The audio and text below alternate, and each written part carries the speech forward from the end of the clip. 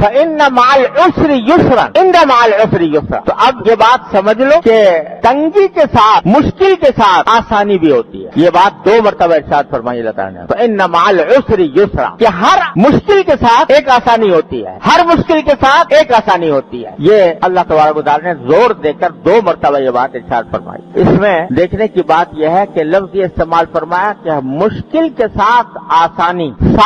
ساتھ کے معنی 2 ہوتے ہیں۔ ایک تو یہ کہ جس وقت مشکل آ رہی ہے اسی وقت آسانی بھی ہے، اور محاورے میں بعض اوقات یہ بھی کہا جاتا ہے کہ مشکل کے بعد اگر آسانی آ جائے تو مشکل کے ساتھ ہی آسانی بھی آ گئی۔ دونوں باتیں یہاں پر مقصود ہیں۔ ایک تو جس وقت مشکل آ رہی ہوتی ہے، کوئی پریشانی، کوئی صدمہ، کوئی غم انسان کے اوپر طاری ہوتا ہے، تو اللہ تبارک و تعالیٰ کی طرف سے عین اس صدمے کے وقت میں بھی اور عین اس غم اور پریشانی کے وقت میں بھی بہت سی باتیں ایسی ہوتی ہیں کہ اگر انسان ان پر غور کرے تو وہ آسانی کا سبب بن جاتی، اس مشکل کو آسان کر دیتی۔ مگر ہم چونکہ بے صبرے واقع ہوئے ہیں، اس واسطے اگر ذرا بھی کوئی تکلیف آ جاتی ہے تو انسان اس تکلیف کو لے بیٹھتا ہے، اور اس تکلیف کے ساتھ ہی اللہ تبارک و تعالیٰ کی جو بے شمار نعمتیں ہیں ان کو بھول جاتا ہے۔ تو اس کا نتیجہ یہ ہے کہ اس چھوٹی سی تکلیف کے اوپر آدمی شکوہ کرنے لگا ہے، اس چھوٹی سی تکلیف کو لے بیٹھا ہے، اس کو اپنے لیے پریشانی کا سبب بنا دیتا ہے، نعمتوں کو بھول جاتا ہے۔ دنیا کی ہر تکلیف میں اگر دیکھا جائے تو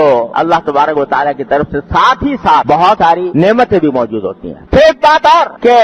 مومن کے لیے یہ تصور کہ جو کچھ تکلیف مجھے پہنچ رہی ہے وہ اللہ تبارک و تعالیٰ کی حکمت اور مشیت سے پہنچ رہی ہے، اور اس تکلیف کے نتیجے میں میرے گناہ معاف ہو رہے ہیں، میرے درجے بلند ہو رہے ہیں۔ کیونکہ حدیث میں رسول اللہ صلی اللہ علیہ وسلم نے فرمایا کہ اگر کسی بندے کو کانٹا بھی چبھ جائے تو اللہ تعالیٰ اس کی مغفرت کا ذریعہ بناتے ہیں، اس کے درجات کی بلندی کا ذریعہ بناتے ہیں۔ یہاں تک کہ فرمایا حتی الہم یہمہ، یعنی یہاں تک کہ اگر کوئی کسی کو پریشانی لائق ہو گئی ہے، کوئی ذہنی پریشانی لائق ہو گئی ہے، اس پر بھی اللہ تبارک و تعالیٰ کی طرف سے اجر ملتا ہے۔ تو عین تکلیف کے وقت میں بھی، عین مشکل کے وقت میں بھی اللہ تبارک و تعالیٰ نے اس مشکل کو ایک مومن کے لیے اس طرح آسان کر دیا ہے کہ بھئی یہ تو مشکل جو کچھ بھی آ رہی ہے تقدیر کا حصہ ہے، لیکن اللہ تبارک و تعالیٰ نے اس مشکل کے نتیجے میں مجھے گناہوں کی مغفرت عطا فرمائی ہے، میرے درجات بلند فرمائے ہیں، مجھے اجر و ثواب مل رہا ہے۔ یہ تصور اس مشکل اور پریشانی کو ہلکا کر دیتا ہے۔ تو ان مع العسر یسرا،